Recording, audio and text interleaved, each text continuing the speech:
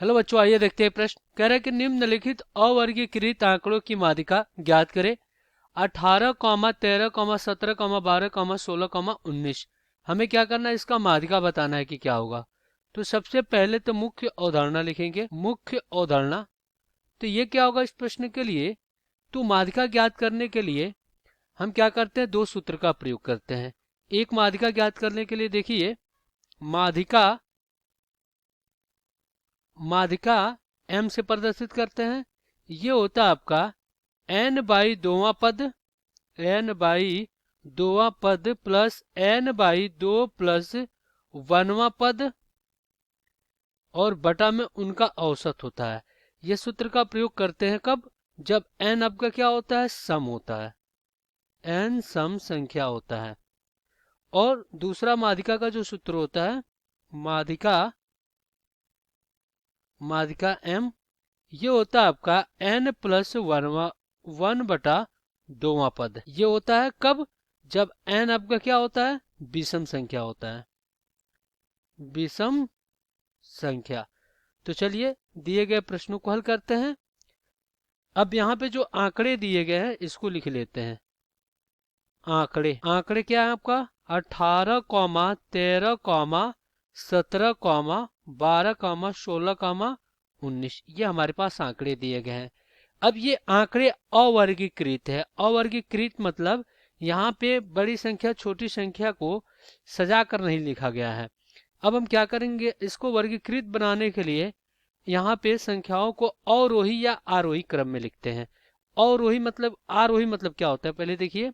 आरोही आरोही क्रम मतलब संख्या क्या होती है, अपने बढ़ते हुए क्रम में आंकड़ों को रखते हैं।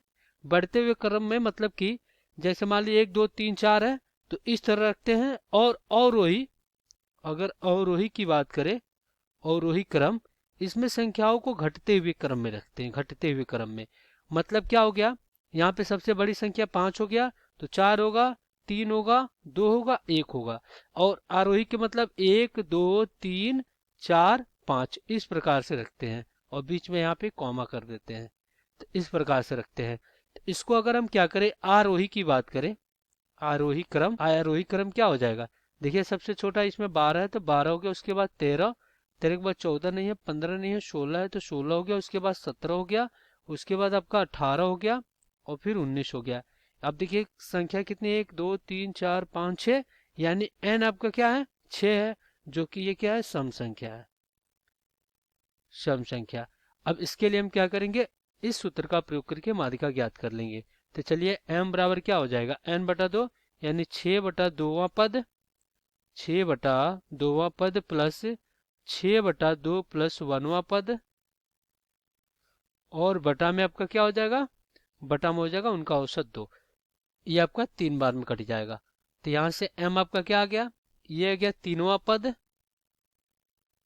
और प्लस यहाँ पे 3 एक कितना हो जाएगा, चारवां पद और बटा में ये क्या हो गया, 2 हो गया। तो यहाँ से m बराबर क्या हो जाएगा, तीनवां पद की अगर बात करें और चौथा पद की, तो देखिए तीनवां पद इसमें क्या हो जाएगा, 16 और चौथा पद इसमें क्या हो जाएगा, 17। तो इस प्रकार यहाँ पे हम क्या करते हैं, 16 और प्लस 17 और बटा में 2। अब देखिए 16 दूना 32 एक 33, तो m बराबर कितना हो जाएगा, जो कि 33 और बटा में 2 हो जाएगा। तो काटेंगे तो 16.5। तो यहाँ पे जो इसका माध्यिका आया वो कितना आ गया, 16.5 आ गया। तो यही क्या हो गया, आपका उत्तर हो गया। आशा करते हैं बच्चों ये प्रश्न आपको समझ में आया होगा। धन्यवाद।